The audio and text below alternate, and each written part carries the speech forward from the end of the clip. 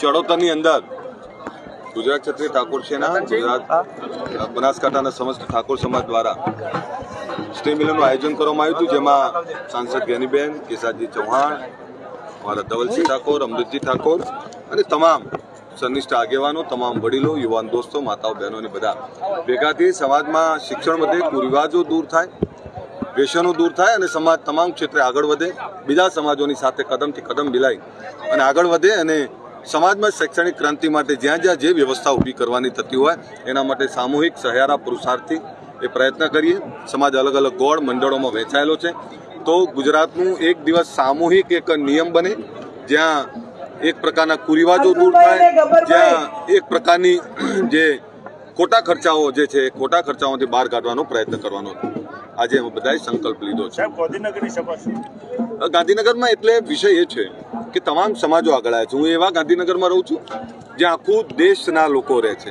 તમામ સમાજોને શિક્ષણની ક્રાંતિ કરી, તમામ સમાજોએ ધંધા રોજગારની ક્રાંતિ કરી, પણ હજુ પણ ગુજરાતનું સૌથી મોટી વસ્તી ધરાવતો સમાજ જ્યાં આજે પણ શિક્ષણની ઉણપ છે, આજે પણ ત્યાં કુરિવાજો છે, આજે પણ ધંધા રોજગારની ઉણપ છે. અમે ઈચ્છીએ છીએ અને આ લોકોને સંદેશ આપવો છે, ક્યાં સુધી ઊંઘા રહેશું. તમામ સમાજો ચાંદ ઉપર પહોંચી ગયા, ખૂબ આગળ વધી ગયા, આખી દુનિયા સર કરી લીધી, હજુ તમારે ગુજરાત સર કરવાનું બાકી છે. એટલે ગુજરાત કઈ રીતે સર કરવું, તો ધંધા રોજગાર, શિક્ષણ અને એના થકી આ સમાજમાં અધિકારી કર્મચારીઓ આપવા પડે, સમાજમાં ધંધાની રોજગારની દિશા પકડવી પડે, ફેક્ટરીના માલિક બનવું પડે અને એના માટે બીજા સમાજોમાંથી પ્રેરણા લઈને આગળ વધવું પડે.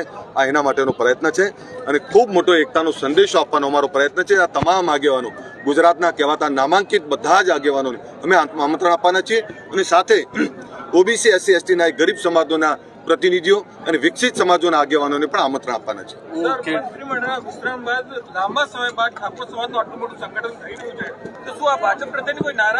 નહીં, આપને કહું, નારાજગી એટલે ના હોય કે અમારા જ સંગઠનમાં જેને કામ કર્યું વર્ષો, એવા અમારા જ સંગઠનના પ્રદેશ ઉપપ્રમુખ માનનીય સ્વરૂપજી ઠાકોર, જે આજે મંત્રી બનીને સાહેબ અમે બધા કહેતા થયા છીએ, એવા સ્વરૂપજી ઠાકોરની પસંદગી કરી છે. એટલે અમે એમનો આભાર માનીએ છીએ.